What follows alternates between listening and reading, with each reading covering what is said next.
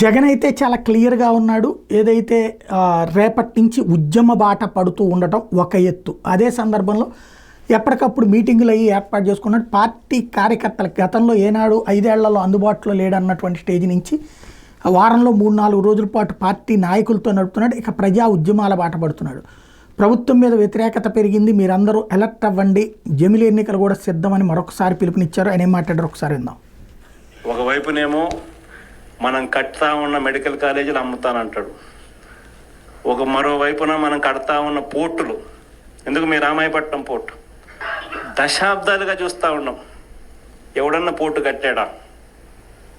ఈరోజు ఆ పోర్టు దాదాపుగా పూర్తిగా వస్తూ ఉంది. పోర్టు పూర్తిగా వస్తూ ఉంది. సముద్రంలో నుంచి షిప్ కూడా తీసుకొని రావచ్చు.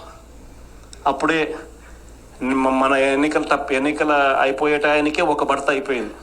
ఇప్పుడు దాదాపుగా 2వ బర్త కూడా పూర్తి అయిపోవస్తూ ఉంది. ఇలాంటి పోర్టులు రాష్ట్రం మొత్తం మీద మనం రాకమునుపు 4 ప్రదేశాలలో 6 పోర్టులు కడతా ఉంటే మన 5 ఏళ్లలోనే మనము మరో 4 పోర్టులు కట్టడానికి శ్రీకారం చుట్టాం. అవన్నీ ఇప్పుడు అమ్ముతాడట, చెనిక్కాయలకు బెల్లాలకి. ఈ పోర్టులు కూడా అంతే, ఈ మెడికల్ కాలేజీలు కూడా అంతే. ఇది సంపద సృష్టి అని అంటారు. ఇవన్నీ పోర్టులు ఉంటే ఈ పోర్టుల వల్ల ఉద్యోగాలు వస్తాయి. ఈ పోర్టుల వల్ల రాష్ట్ర ప్రభుత్వానికి అదనపు ఆదాయాలు పెరుగుతాయి. దీన్ని సంపద సృష్టి అంటారు.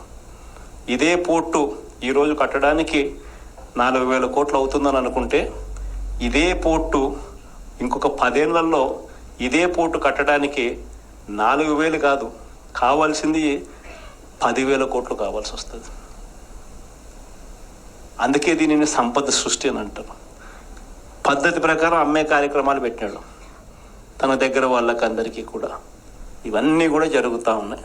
కాబట్టి ఇది జనాలు మీరందరూ సిద్ధంగా ఉండండి అంటూ తన కేడర్కి పిలుపునిస్తూ వస్తున్నారు. నాయకులందరినీ ఇది ప్రజల్లోకి తీసుకెళ్ళమని చెప్తున్నారు. కానీ ప్రజల్లోకి తీసుకెళ్లే అంతటి చొరవ ఇప్పుడు ఆ కార్యకర్తల నాయకుల్లో ఉందా లేదా అన్నదే డౌట్.